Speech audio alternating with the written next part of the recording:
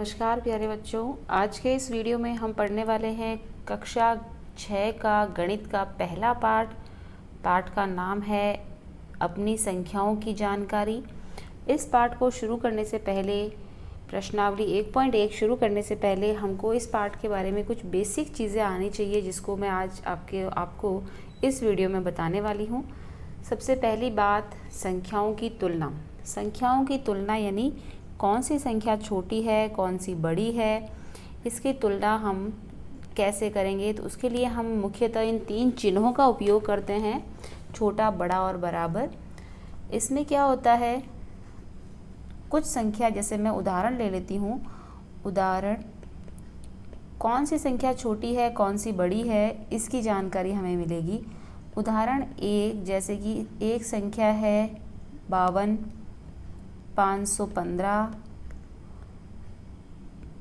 313, 310। इन संख्याओं को हमें छोटा और इनकी हमें तुलना करनी है, यानी सबसे छोटी संख्या कौन सी है और सबसे बड़ी संख्या कौन सी है, ये हमको बताना है। तो इसके अंदर देखिए, सबसे छोटी संख्या कौन सी होगी। सबसे छोटी संख्या यानी वो संख्या जिसमें सबसे कम अंक है, वो देखा जाएगा। तो देखिए यहाँ पे 52 में सबसे कम अंक 1 अंक और 2 अंक है, तो सबसे छोटी संख्या यहाँ पर हो गई 52। सबसे बड़ी संख्या यानी वो संख्या जिसमें अधिक अंक है, सबसे अधिक अंक है। अब यहाँ पे 3 अंकों की 3 संख्याएं हैं हमारे पास। 515 में भी 3 अंक है, 313 में भी 3 अंक है और 310 में भी 3 अंक है। तो इन तीनों में सबसे बड़ी कौन सी होगी, तो हमें देखना होगा। तीसरी संख्या पर आ जाइए, पहली, दूसरी और तीसरी। तीसरी संख्या 5 है, यहाँ पे तीसरी संख्या 3 है, यहाँ पे तीसरी संख्या 3 है। तो इनमें सबसे बड़ी तीसरी संख्या कौन सी है, 5। तो सबसे बड़ी संख्या हो गई 515।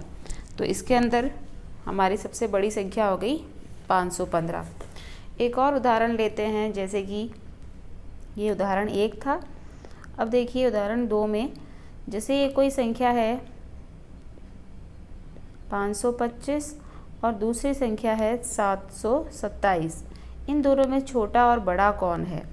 तो जो बड़ा होगा उसकी तरफ ये जो मुंह है ये खुला होगा। तो हम देखते हैं तीसरी संख्या, पहली, दूसरी और तीसरी। तीसरी संख्या 5, यहाँ तीसरी संख्या 7। तो 5 और 7 की तुलना में बड़ा कौन है, 7। तो हमारी संख्या 727 जो है सबसे बड़ी हो गई। इसी प्रकार अगर कोई संख्या, दोनों तरफ संख्याएं 272, इधर भी 272, दोनों संख्याएं बराबर है, तो बराबर का चिन्ह आ जाएगा और ये चिन्ह का हमने उपयोग कर लिया। तो ये होता है संख्याओं की तुलना, कौन सी संख्या छोटी, कौन सी बड़ी। तो इसको हम कैसे पता लगाते हैं, संख्याओं के अंकों पर, अंकों के कितने अंक है और उन अंकों में सबसे बड़ा अंक कौन सा है। इसी प्रकार अब चलते हैं हमारे नेक्स्ट अगले टॉपिक की ओर। अगला टॉपिक है उचित क्रम में लगाना। उचित क्रम में लगाना। उचित क्रम में लगाना, उचित क्रम में लगाना में हम पढ़ेंगे सबसे पहला है इसमें आरोही क्रम। आरोही क्रम को हम इंग्लिश में बोलते हैं इंक्रीजिंग ऑर्डर। इंक्रीजिंग ऑर्डर का क्या मतलब है, इंक्रीजिंग ऑर्डर का मतलब है छोटे से बड़ा, यानी कोई संख्या सबसे पहले सबसे छोटी संख्या लिखी जाएगी और फिर धीरे धीरे हम बड़ी संख्याओं की ओर बढ़ेंगे। जैसे उदाहरण के लिए पहला उदाहरण मैं लेती हूँ, जैसे 712, 315, 527, 121, ये 4 संख्याएं हैं। इनको मुझे छोटे से बड़ा क्रम में जचाना है, यानी मुझे सबसे पहले सबसे छोटी संख्या लिखनी है। इन चारों संख्याओं में सबसे छोटी संख्या कौन सी होगी, तो चारों संख्याएं हैं 3-3 अंकों की है, तो मैं तीसरे अंक पे चली जाती हूँ, पहला, दूसरा और तीसरा। तीसरा अंक 7 है, यहाँ पहला, दूसरा, तीसरा अंक 3 है, पहला, दूसरा, तीसरा, तीसरा अंक 5 है, पहला, दूसरा, तीसरा अंक 1 है। तो इनमें सबसे छोटा जो है 1 अंक दिखा मुझे तीसरे अंक को, तीसरे अंक की तुलना कर रहे हैं अभी यहाँ पर हम। तो तीसरा अंक सबसे छोटा यहाँ पे कौन है? 1। तो यहाँ पे सबसे पहले आ गया 121। इसके बाद 1 के बाद यहाँ अंक 3 है तो 315। इसके बाद अंक 5 है तो 527 और इसके बाद में अंक 712। ये हमारा उत्तर हो गया। एक और उदाहरण ले लेते हैं इसी के अंदर हम। जैसे मैंने संख्या लिखी 720, 220, 870, 550, ये 4 संख्याएं लिखी है। इनको मुझे छोटे से बड़े के क्रम में लगाना है। सबसे छोटा कौन सी संख्या होगी इन चारों में? तो सबसे पहले हम 3-3 अंकों की संख्या है, तीसरे अंक पे चले जाते हैं। पहला, दूसरा और तीसरा अंक 7, तीसरा अंक 2, पहला, दूसरा, तीसरा अंक 8, पहला, दूसरा, तीसरा, तीसरा अंक 5। तो सबसे छोटा अंक यहाँ पे मुझे 2 दिख रहा है, तो सबसे छोटी संख्या हो गई 220। उसके बाद में दूसरे नंबर पे 2 के बाद यहाँ पे कौन है? 5, 550। उसके बाद यहाँ पर 7 है तो 720 और फिर 870। ये हमने संख्याओं को छोटे से बड़े के क्रम में जचा दिया। इसके बाद में अगला है आरोही क्रम, के बाद में आता है अवरोही क्रम। अवरोही क्रम, अवरोही क्रम को इंग्लिश में बोलते हैं डिक्रीजिंग ऑर्डर। डिक्रीजिंग ऑर्डर का मतलब होता है बड़े से छोटा।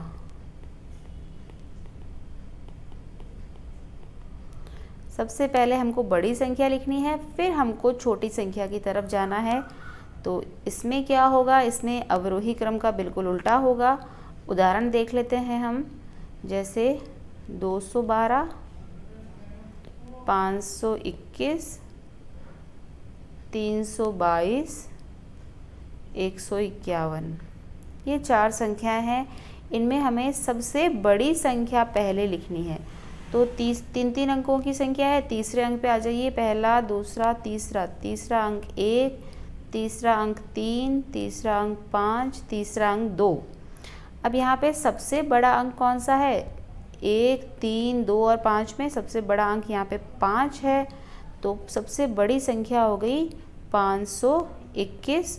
उसके बाद में हो गई 322, उसके बाद 212 और सबसे अंत में 151। तो ये हमारा बड़े से छोटा हो गया। इसके बाद में एक और संख्या का हम उदाहरण ले लेते हैं। जैसे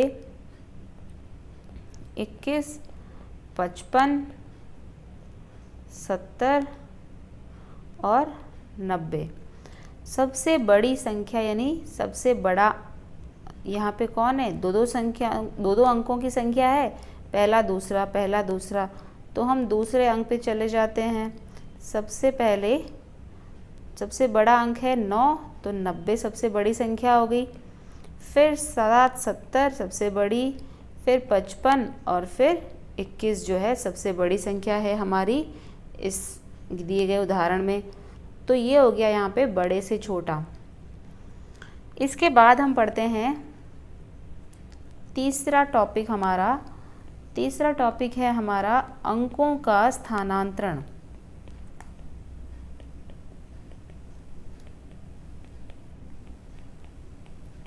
अंकों का स्थानांतरण का क्या मतलब है? जैसे हमारे को अंक दे रखे हैं, जैसे मुझे दे रखा है 324 दे रखा है, तो 324 को मैं कैसे लिखूंगी? 324 तो लिखा हुआ है, इसको मुझे क्या करना है? अंक जो है इसके परस्पर आपस में बदलने हैं। अंक बदलने हैं यानी इकाई के स्थान पे मुझे दहाई वाला अंक लिख देना है, दहाई के स्थान पे मुझे इकाई वाला अंक लिख देना है और उससे क्या नई संख्या बनेगी वो मुझे देखना है। तो चलिए करके देखते हैं इसको। जैसे यहाँ पे ये इकाई वाला अंक है, ये दहाई का अंक है और ये सैकड़े का अंक है। तो मैं आपस में यहाँ पे अंक बदल देती हूँ। इकाई के अंक को मैं सैकड़े पे ले आती हूँ और सैकड़े के अंक को मैं इकाई के स्थान पे ले आती हूँ। तो इकाई और सैकड़े का अंक आपस में बदलने पर देखिए क्या नई संख्या बन जाती है। 3 के स्थान पे 4 आ गया, 2 अपने स्थान पे रहा और यहाँ पे 3 आ गया। तो नई संख्या बन गई 423। इसी प्रकार अगर मैं दहाई के इसी संख्या में मैं 324 में मैं दहाई और इकाई के अंक को आपस में बदल दूं तो देखिए क्या नई संख्या बन जाती है 342। इसी प्रकार एक और चीज़ ये संख्या में हो सकती है, 324 है, दहाई और सैकड़े का अंक आपस में बदलकर। तो देखिए 2 3 4 234 नई संख्या बन गई 234। तो इसी प्रकार अगर हम किसी भी संख्या में आपस में अंदर उसके अंकों का स्थानांतरण कर देते हैं, अंक जो है आपस में अगर हम बदल देते हैं तो संख्या पूरी की पूरी बदल जाती है। ठीक है, तो ये हुआ हमारा अंकों का स्थानांतरण। इसके बाद हम पढ़ने वाले हैं चौथा टॉपिक है हमारा स्थानीय मान।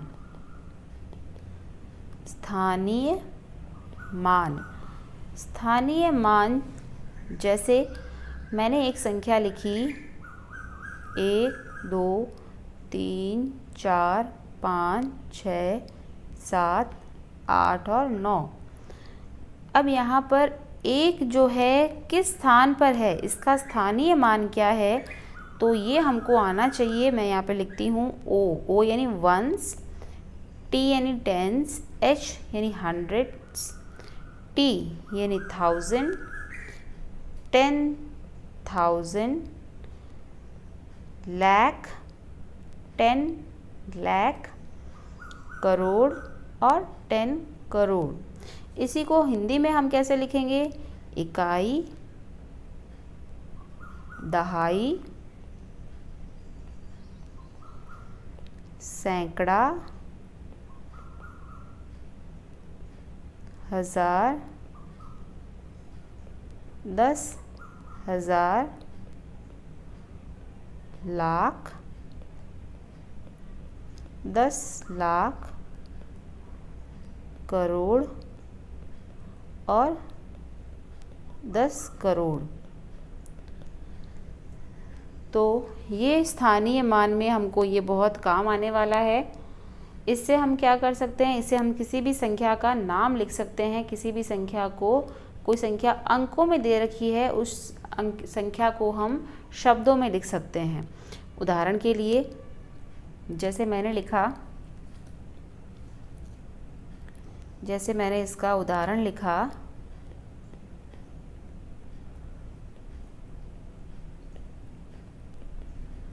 ये है, यहाँ पे देखिए इकाई के स्थान पे कौन है 8, दहाई के स्थान पे कौन है 7, 6 जो है यहाँ पे सैकड़ा है, 5 जो है 1000 और 4 जो है यहाँ पे 10,000। तो यहाँ पे हम संख्या का नाम कैसे लिखेंगे, देखिए 10,000 के स्थान पे 4 और 1000 के स्थान पे 5, तो ये हो गया 45,678। तो इस संख्या का अगर हम नाम लिखते हैं तो नाम क्या लिखेंगे, 45,678। तो ये हमारी संख्या हो गई 45,678। तो दूसरा, इससे हमें क्या स्थानीय मान पता करने से हमको क्या जानकारी होगी, जैसे कि मैंने एक संख्या लिखी 278। अब इससे हम इस संख्या को हमें प्रसारित रूप में लिखना है। प्रसारित रूप में यानी इकाई, दहाई, सैकड़ा, सैकड़ा के स्थान पे कौन है? 2, तो ये हो गया गुणा 100 से। फिर दहाई पे कौन है? 7, 7 दहाई यानी 10, 7 को 10 से गुणा कर दिया। और फिर हमारा इकाई के स्थान पर 8 है, तो ये हमारा संख्या का प्रसारित रूप हो गया। ये हमारा संख्या का क्या है? प्रसारित रूप।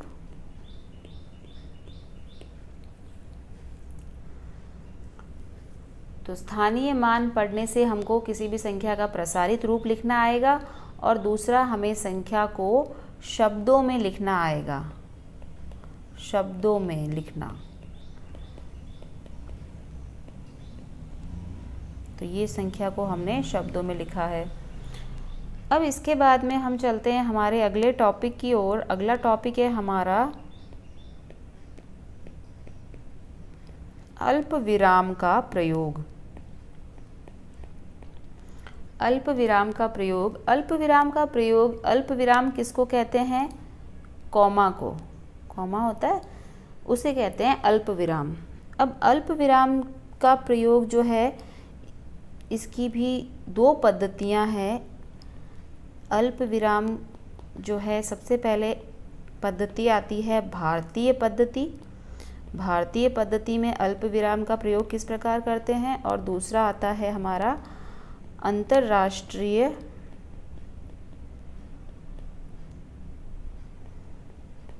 संख्यांकन पद्धति। अंतर्राष्ट्रीय संख्यांकन पद्धति। तो सबसे पहले हम भारतीय पद्धति पढ़ लेते हैं। भारतीय पद्धति में किस तरह से अल्प विरामों का प्रयोग किया जाता है। जैसे मैंने कोई संख्या लिखी है, बड़ी सी संख्या है ये। अब इसमें भारतीय पद्धति से किस प्रकार अल्प विराम लगाया जाएगा? इकाई से। ये संख्या का दायां भाग है, दाएं भाग से हम संख्या को गिनना शुरू करते हैं। 1, 2, 3, 3 अंकों के बाद पहला अल्प विराम आएगा। अल्प विराम को इंग्लिश में कॉमा बोलते हैं। पहला अल्प विराम 3 संख्याओं के बाद, उसके बाद 2 अंकों के बाद दूसरा अल्प विराम, आगे 2 के गैप से जो ये अल्प विराम लगता जाता है, ये 2 के हिसाब से। एक और उदाहरण समझ लीजिए भारतीय पद्धति के अंदर। फिर से हम कोई बड़ी सी संख्या लेते हैं।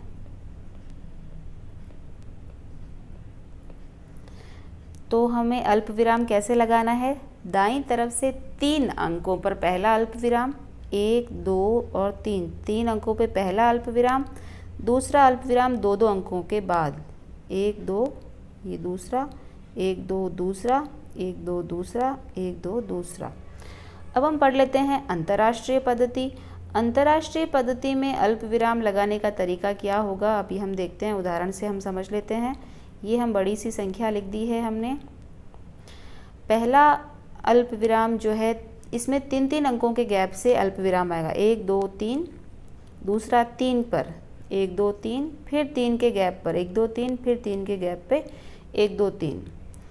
तो कहने का मतलब अंतर्राष्ट्रीय पद्धति में जो अल्प विराम है वो 3 संख्याओं के बाद आएगा। एक और उदाहरण ले रहे हैं हम। तो यहाँ पे 3 अंकों के बाद अल्प विराम है, और 3 अंक गिनने कहाँ से? हमें दाईं तरफ से हमको 3 अंक गिनने हैं। तो ये तो हो गया भारतीय पद्धति। भारतीय पद्धति में आप देख चुके हैं, पहला अल्प विराम 3 अंकों के बाद और फिर 2 अंकों के बाद में अल्प विराम आ रहा है। और अंतर्राष्ट्रीय पद्धति में दाईं तरफ से 3 अंकों के बाद जो है अल्प विराम आएगा। अब इस अल्प विराम लगाने से हमें क्या फ़ायदा है, हम अल्प विराम क्यों लगा रहे हैं? अल्प विराम लगाने से हमें संख्या को पढ़ने में भी सहायता मिलेगी। जैसे अभी मैं उदाहरण देती हूँ आपको। सबसे पहले हम भारतीय पद्धति में एक संख्या का नाम लिखते हैं।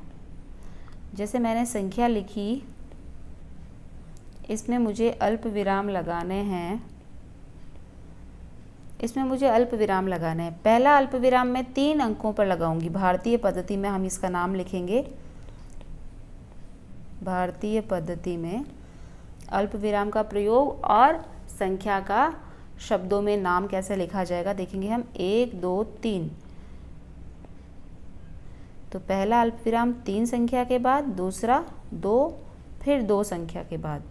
तो इसका नाम देखिए, तो ये वाला है इकाई, दहाई, सैकड़ा, हज़ार, 10,000, लाख, 10 लाख और करोड़। करोड़ के स्थान पे कौन है? 5, तो इसका हम नाम लिखेंगे 5 करोड़। इकाई, दहाई, सैकड़ा, हज़ार, 10,000, लाख और 10 लाख। 10 लाख के स्थान पे शून्य है, कुछ नहीं लिखना है। 8, तो यहाँ पे हम इसका नाम क्या लिख देंगे? 8 लाख। 8 लाख। उसके बाद 10,000 के स्थान पे 0 है और 1000 के स्थान पे 1 है, तो हम लिख देंगे 1,000। 1,592।